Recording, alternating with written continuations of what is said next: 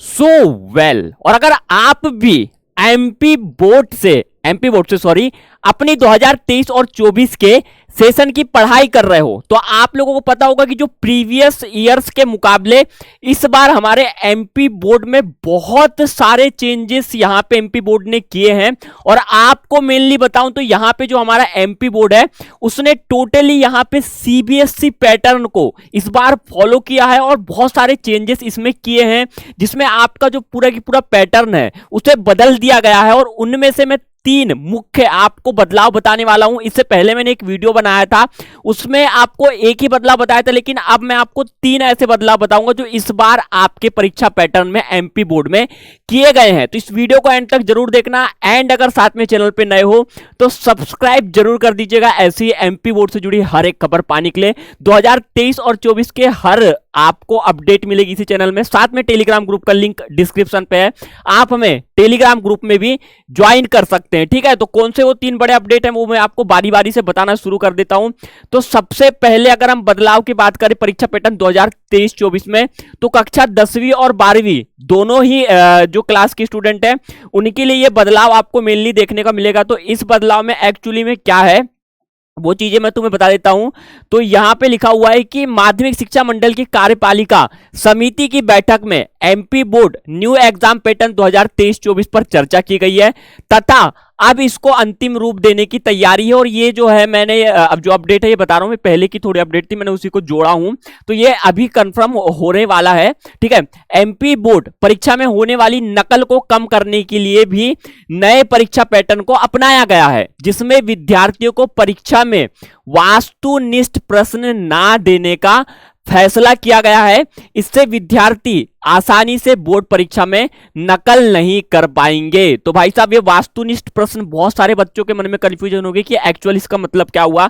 तो ऑब्जेक्टिव प्रश्न जो आपके होते हैं उनको खत्म कर दिया गया। इसके लिए मैंने देखो यहाँ पे आप लोगों के लिए लिख रखा है ऑलरेडी, दोनों कक्षाओं के पेपर में ऑब्जेक्टिव प्रश्नों को खत्म कर दिया गया है। इसके स्थान पर एक एक अंक वाले आपके फिल इन द ब्लैंक्स वाले जो क्वेश्चंस हैं उनकी संख्या बढ़ा दी गई है। आगे और वीडियो में आपको समझाता हूं कि क्या है, कितने कितने आपके जो है कहां से कहां तक कौन से रहेंगे।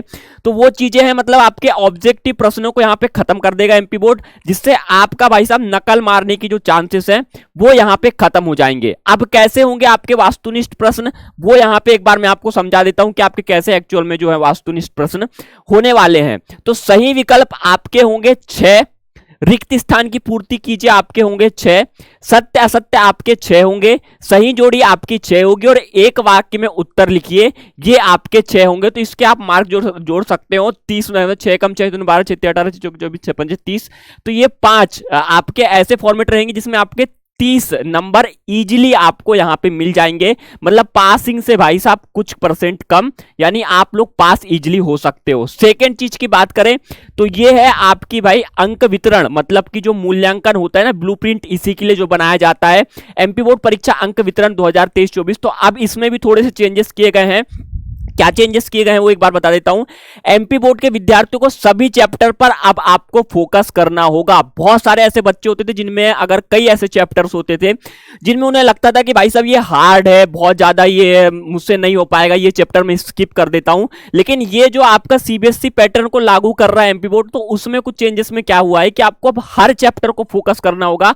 मतलब कि ये अभी से आपने वीडियो देख लिया, आप लोग अब पढ़ाई में लगोगे तो हर चैप्टर को भाई बारीकी से समझो। बाकी हम लोग 3-4 सालों से वर्क कर रहे हैं, हमें पता है कि एमपी बोर्ड जब लास्ट मोमेंट में ना कुछ चीजें चेंज भी कर देता है। ठीक है, अब यहां पे क्या होता है कि बोर्ड की परीक्षाओं में अभी तक चैप्टरों के अनुसार अंक निर्धारित किए जा रहे थे। इसमें तय था कि किस विषय के कौन से चैप्टर के कितने अंक के प्रश्न आएंगे। ठीक है, आपने अगर अभी नया ब्लूप्रिंट देखा होगा तो उसको उतने बेटर तरीके से एक्सप्लेन नहीं किया गया है, क्योंकि यहां पे जो है आपको हर चैप्टर पर फोकस करने के लिए कुछ नई स्ट्रेटेजी बनाई जा रही है। उसमें आपको पहले क्या होता था कि आपको पता होता था कि आपके कितने अंक के कौन से चैप्टर से प्रश्न आने वाले होते हैं, लेकिन अभी का तुम ब्लूप्रिंट देखोगे तो भाई साहब पूरा कचरा है, कुछ भी समझ में नहीं आ रहा है क्या क्या क्या क्या क्या क्या दिया हुआ है। तो वो सब इसीलिए हो रहा है कि आपका जो है यहाँ पे चैप्टरों पर फोकस करने के लिए स्ट्रेटेजी बनाई जा रही है।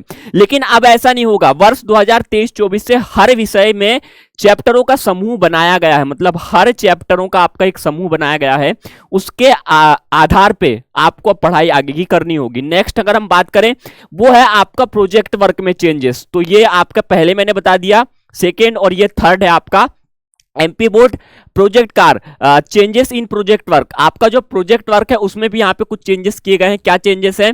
एमपी बोर्ड की 10वीं 12वीं की परीक्षा में प्रोजेक्ट के अंकों की कार्यप्रणाली में भी बदलाव किया गया है। मासिम की 10वीं और 12वीं की परीक्षा के रिजल्ट में किसी विषय में 20 और किसी में 25 अंक प्रोजेक्ट के होते हैं। आप लोगों को पता होगा 20 और 25 वो अकॉर्डिंग टू आपका रहता है कि कई जो होते हैं आपके जिनमें प्रैक्टिकल होते हैं, कई सब्जेक्ट नहीं होते प्रैक्टिकल, तो आपका जैसे 70 और 80 मार्क का पेपर होता है, वैसे ही 75 और 80 ये सब चीजों को लेकर ही यहाँ पे 25 अंक आपके और 20 अंक के प्रोजेक्ट होते हैं।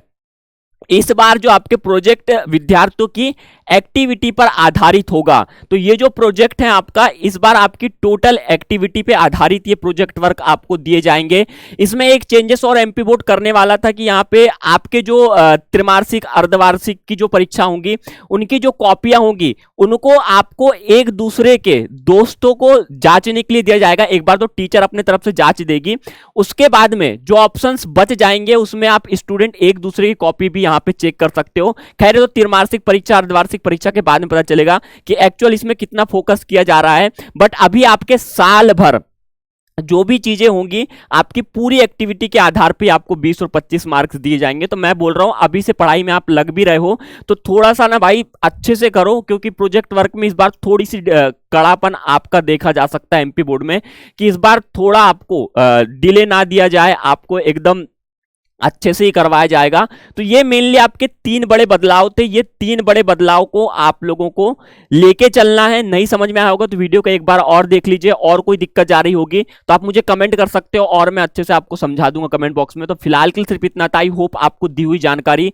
पसंद आई होगी और दी हुई जानकारी से आपको बहुत कुछ जानने को मिला होगा। तो अगर भाई ऐसी जानकारी चाहिए तो बिल्कुल चैनल पे नए हो रीति रिवाज के अनुसार सब्सक्राइब जरूर कर दीजिएगा।